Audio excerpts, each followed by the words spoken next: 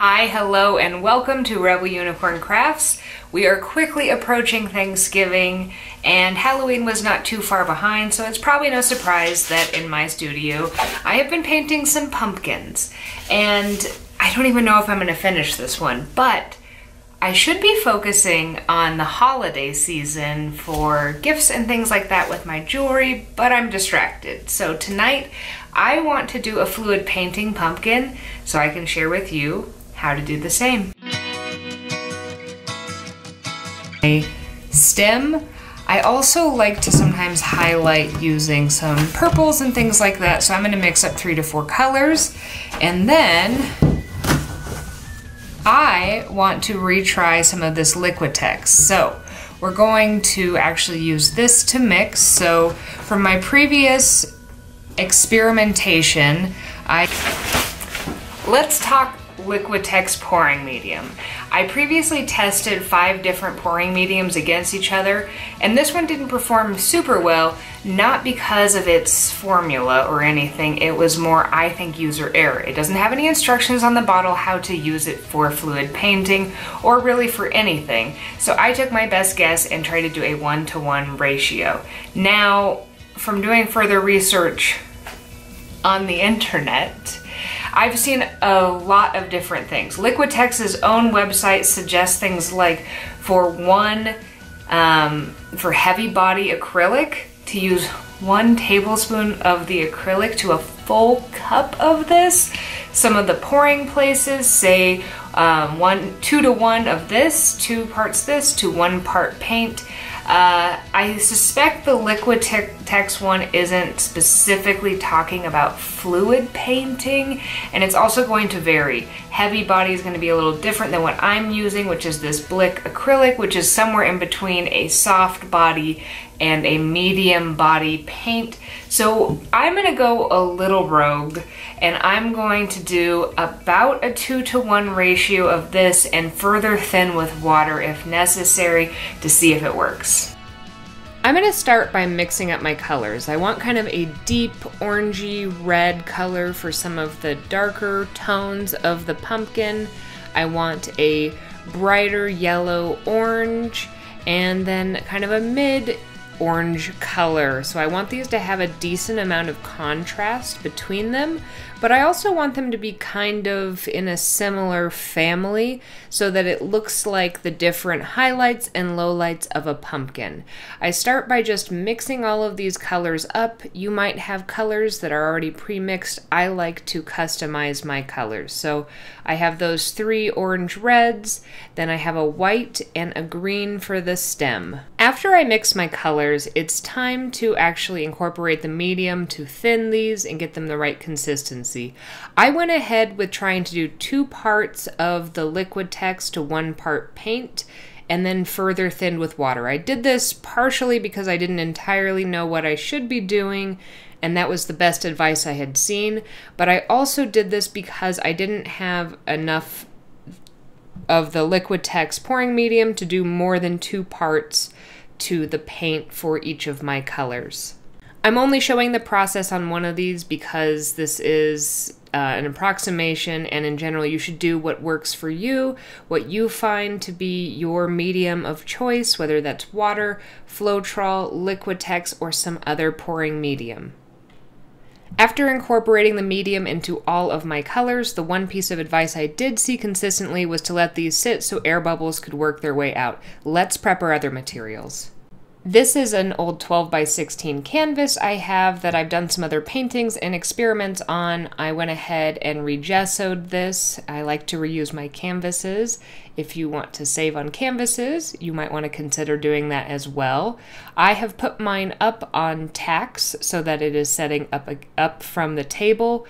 I have my colors to my right side, but we want to, with this, there's a little more planning involved than most fluid paintings. So I'm going to start by drawing a pumpkin. When I draw pumpkins, I start by putting kind of that middle segment of the pumpkin in, and then I make like C's or ears on either side of that, and each one gets a little thinner as I go out. And don't forget to add in a back lump on for what is happening back there.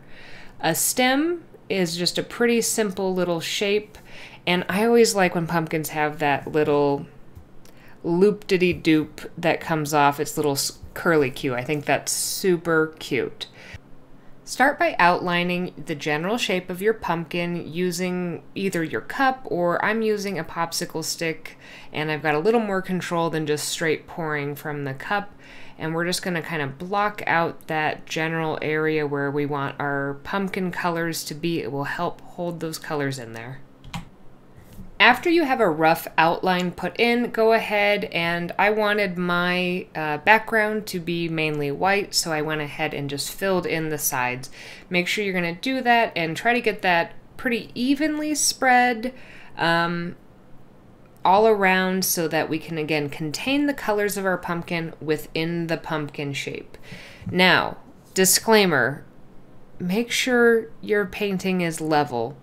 That's super obvious, and everybody knows that.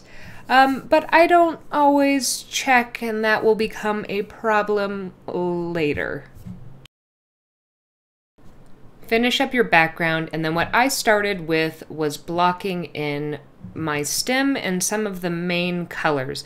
I'm going to, rather than doing a dirty pour or something like that, I'm going to kind of be doing a blocking and similar to like a puddle pour technique so that I can better control where colors go. I didn't fully block in the green because I want to add some other colors in because I don't want it to be flat. So rather than doing a straight puddle where I'm looking for kind of a circular shape, I'm going to kind of do the C's that are going to follow the general motion of the shapes that I put in for my pumpkin segments. And I'm starting with one of my medium colors. It's my second darkest pumpkin color, or the very middle shade basically, and do that to all the segments. The next step is optional if you have additional white left over.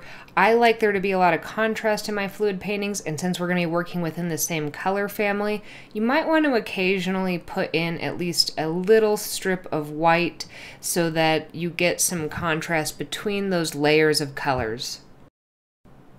Next, I'm going to be using my lightest yellow-orange color, and I'm going to put that both in the stem as well as on top of those elongated puddles that I am making.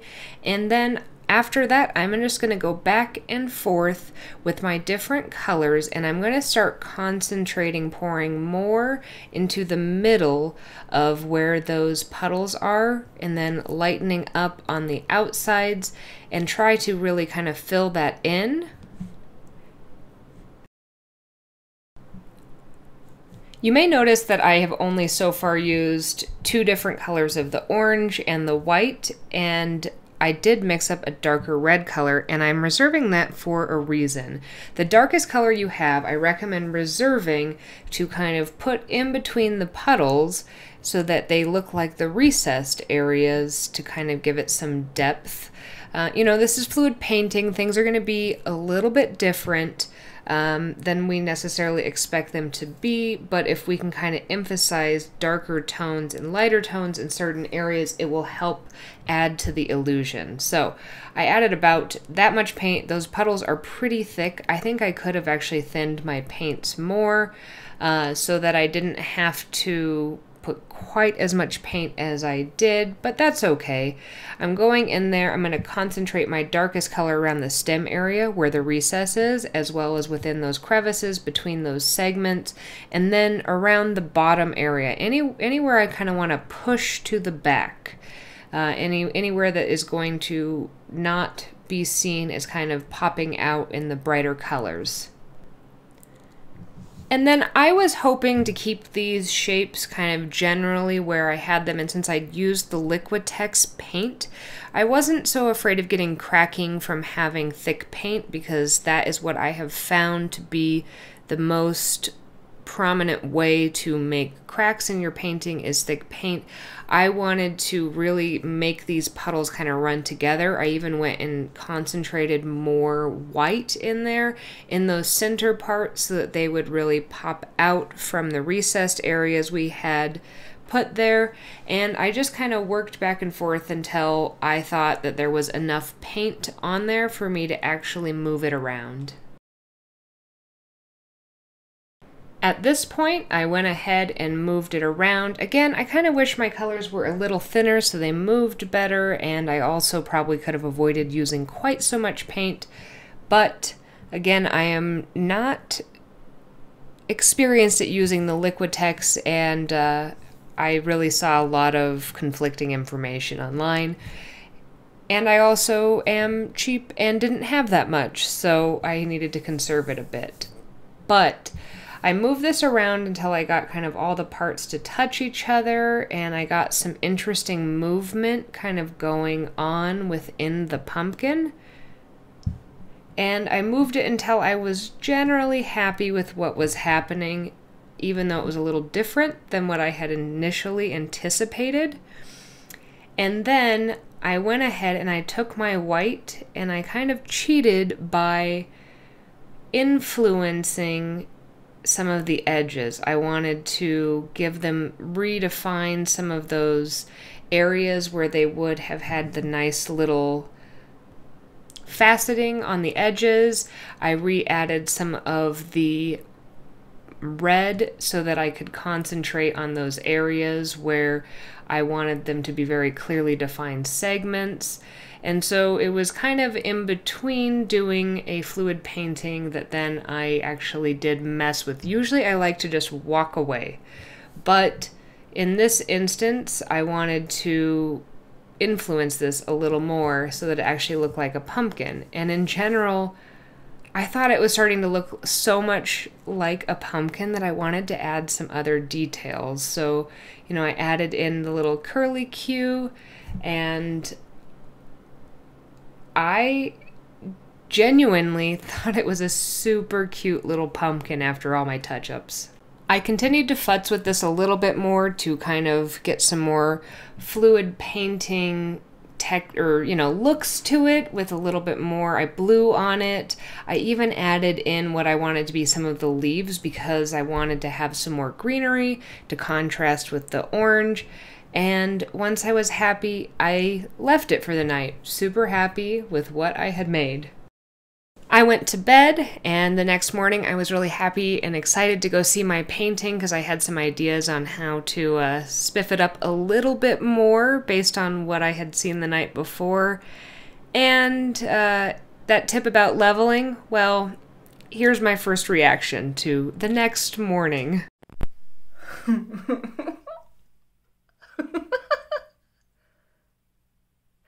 Oh man. So yeah, it looked like the Wicked Witch of the West after water is thrown on her. It melted. Absolutely melted. So, I didn't pre-level this, and that's pretty obvious. I also left this paint really thick. It's only been about 9 hours, and it's pretty dry, but not completely. So, I'm wondering if I can take some of my extra, this has been sitting out, but I kind of want to just try to do a little bit of shaping. Try to save this. Pumpkins are kind of weird looking things, so it's okay if this isn't perfect, but I want to do myself a few favors.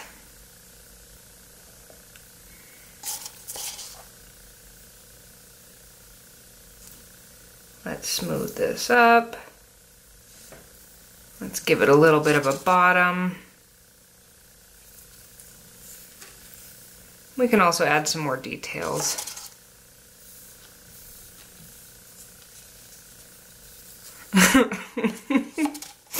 It looked so cool last night, and now, well, you see it. Okay. Already looks a little better. I think with a little extra zhuzhing, we're gonna be able to make something out of this. We'll fix this up. handy dandy Sharpie to make some just kind of outlines to see if this is going to help this. Also, let's look at the finish.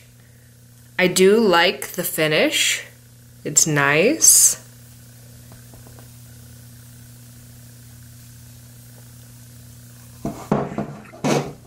But this is less nice. All right, so let's start by redefining where our general gourd. There are pumpkins that look like this, so let's lean into kind of the funky shape. In general, the way that when I think about pumpkins, there's usually kind of one segment in the middle, and then they get a little bit thinner on the sides. We also need to think about what's going to be in the foreground first. So since I have some of these leaves that I wanted to have here, which look a lot less like leaves, let's try to outline those first so that we don't then make the segment lines going over them. And I'm going to start by searching for pumpkin leaves just to refresh my memory. After looking up some of these leaves for reference, I'm going to go ahead and start by defining where those are going to be, because they're going to be in the front or the foreground, and I don't want to make my segment marks over them. They're going to want to be kind of under those leaves. So I'm just going to draw some general shapes. I'm trying to make the pumpkin leaf shape while also following the green areas I had for this initially. So I was trying to make them appear like they were kind of on a profile, and in general I had to go back and fix that. You'll see that in a little bit because it wasn't my favorite part of it. But then I've been really liking these different painting styles where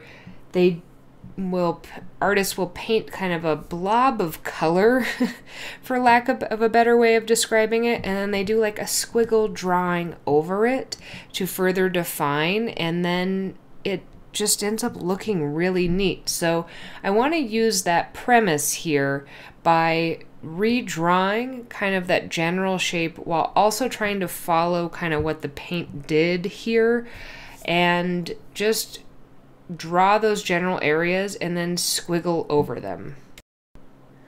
I decided to go ahead and actually put a few layers of green paint on where I thought these leaves should be to get them in at least more of the general shape of the leaves I wanted.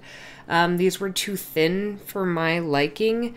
I think that this exercise is a really good exercise to problem solve, and to also just realize that your art isn't always going to be exactly what you envision in your head, but there are ways to compensate, to enjoy the process, and to be adaptable, kind of experiment and try new things. And in the end, once I did all these steps, you'll see it might not have been what I originally ended up with, but in general, I actually really like it, and I think I was able to save it. So don't completely give up on something you're working on just because it didn't go exactly how you had planned.